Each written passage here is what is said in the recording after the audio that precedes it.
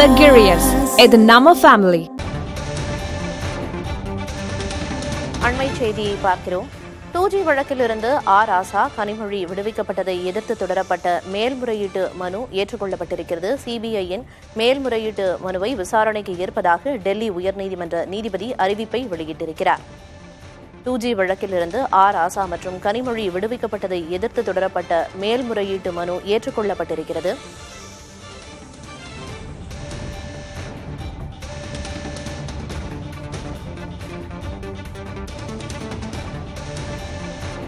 அண்மை செய்தியை பார்த்து வருகிறோம். 2G வழக்கில் இருந்து ராசா மற்றும் கனிமொழி விடுவிக்கப்பட்டதை எதிர்த்து தொடரப்பட்ட மேல்முறையீட்டு மனு ஏற்றுக்கொள்ளப்பட்டிருக்கிறது.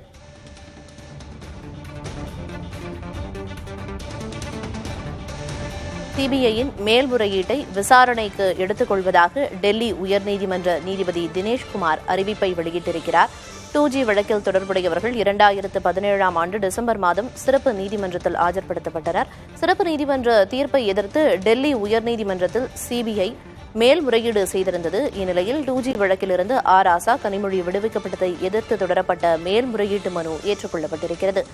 சிபிஐயின் மேல்முறையீட்டை விசாரணைக்கு ஏற்பதாக டெல்லி உயர்நீதிமன்ற நீதிபதி தினேஷ்குமார் அறிவித்திருக்கிறார். அதனை அண்மை செய்தியாக தற்போது நாம் பார்த்து வருகிறோம்.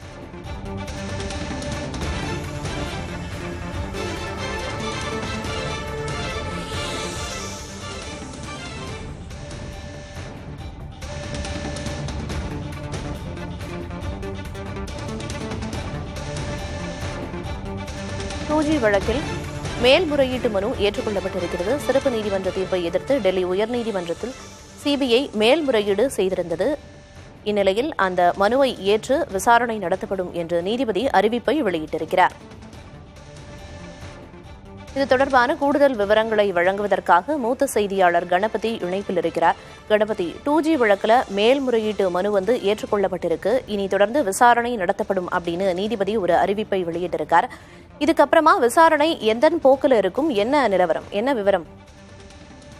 மே மாதத்திலிருந்து விசாரணை தொடங்கும் என டெல்லி உயர்நீதிமன்றம் முடிவு செய்துள்ளது. 2G அலைக்கற்றை ஊழல் வழக்கு அரசியல் ரீதியாக மிகவும் முக்கியத்துவம் வாய்ந்த வழக்கு. திமுக நாடாளுமன்ற உறுப்பினர் கனிமொழி மற்றும் ராஜா ஆகிய இருவரும் இந்த வழக்கிலே குற்றம் சாட்டப்பட்டவர்களாக இருந்தார்கள். நீண்ட விசாரணை சிபிஐ நீதிமன்றத்திலே நடந்தபோது இறுதியாக சிபிஐ நீதிமன்ற நீதிபதி OP சாய்னி இந்த வழக்கிலே குற்றம் சாட்டப்பட்ட அனைவரையுமே விடுவித்தார். அதாவது அவர்கள் மீதான குற்றம் நிரூபிக்கப்படவில்லை என தெரிவித்தார். அதே சமயத்திலே அவர் இந்த வழக்கு தொடர்பான சரியான ஆதாரங்களை சிபிஐ தாக்கல் செய்யும் என நீண்ட நாள் நான் காத்திருந்தேன். அப்படி நடக்காதது காரணமாகத்தான் இப்படி தீர்ப்பு அளிக்க வேண்டிய சூழல் ஏற்பட்டுள்ளது என்ற விளக்கமும் அளித்திருந்தார். அதைத் தொடர்ந்து சிபிஐ டெல்லி உயர்நீதிமன்றத்திலே மேல்முறையீடு செய்திருந்தது. இந்த மேல்முறையீட்டை விசாரணை செய்யலாமா கூடாதா என்று இதுவரை வாதங்கள் விவாதங்கள் தொடர்ந்து வந்தன. இதற்கு காரணம், இந்த வழக்கிலிருந்து விடுவிக்கப்பட்டவர்கள் இந்த மேல்முறையீட்டு விசாரணையை ஏற்கக்கூடாது என பல மனுக்களை தாக்கல் செய்திருந்தார்கள். கனிமொழி மற்றும் ராசா தவிர பல கார்ப்பரேட் உலகத்தை சேர்ந்தவர்களும் இந்த வழக்கிலே குற்றவாளிகளாகவோ அல்லது சாட்சிகளாகவோ இடம்பெற்றிருந்தது குறிப்பிடத்தக்கது. அத்தகைய சூழ்நிலையில்தான் அரசியல் முக்கியத்துவம் வாய்ந்த இந்த வழக்கிலே மேல்முறையீட்டு விசாரணையை நடத்தலாம் என டெல்லி உயர்நீதிமன்றம் முடிவு செய்திருக்கிறது. மே மாதம் முதல் விசாரணை நடைபெறும் எனவும் தெரிவித்திருக்கிறது.